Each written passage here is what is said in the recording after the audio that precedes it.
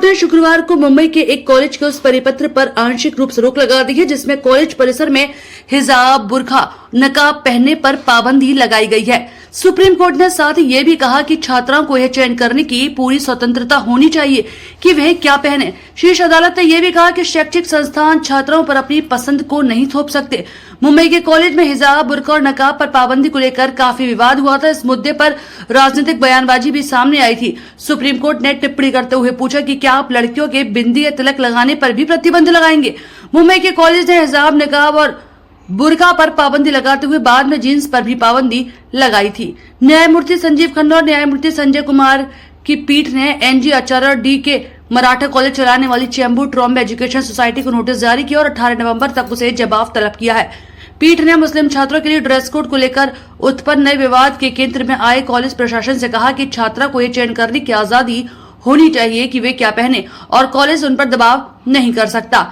यह दुर्भाग्यपूर्ण है कि आपको अचानक पता चलता है कि देश में कई धर्म है। पीठ ने कहा कि अगर कॉलेज का इरादा छात्रों की धार्मिक आस्था के प्रदर्शन पर रोक लगाना था तो उसने तिलक और बिंदी पर भी प्रतिबंध क्यों नहीं लगाया। न्यायालय ने एजुकेशन सोसाइटी की ओर से पेश वरिष्ठ वकील माधवी दीवान से पूछा कि क्या छात्रों के नाम से उनकी धार्मिक पहचान उजागर नहीं होती। हालांकि पीठ ने कहा कि छात्रों को कक्षा के अंदर बुर्का पहनने की अनुमति नहीं दी जा सकती और न ही परिसर में किसी भी धार्मिक गतिविधि की अनुमति दी जा सकती है। पीठ ने कहा कि उसके अंतरिम आदेश का किसी के द्वारा दुरुपयोग नहीं किया जाना चाहिए। किसी भी दुरुपयोग के मामले में एजुकेशनल सोसाइटी और कॉलेज को अदालत का दरवाजा खटखटाने की भी स्वतंत्रता दी।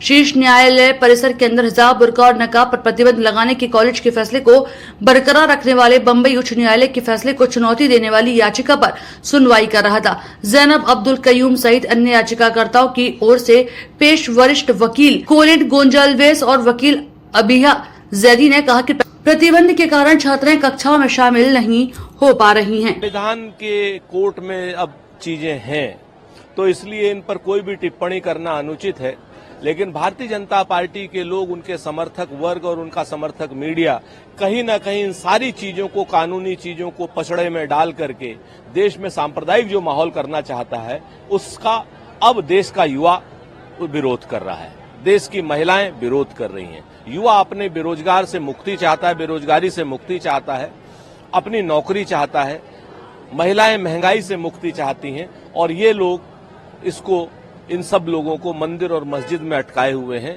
आने वाले समय में भारतीय जनता पार्टी का बुरा हश्र होगा। देखिए, ये सुप्रीम कोर्ट में मामला गया है तो सुप्रीम कोर्ट विधि सम्मत भी फैसला करेगा, सामाजिक सम्मत भी फैसला करेगा, संविधान सम्मत भी फैसला करेगा और ऐसा फैसला जरूर करेगा, ऐसी हमारी अपेक्षा है जिससे किसी भी वर्ग की कोई भी जायज भावना आहत न हो। सुप्रीम कोर्ट के फैसले का इंतजार कीजिए, वो एक अच्छा फैसला आएगा।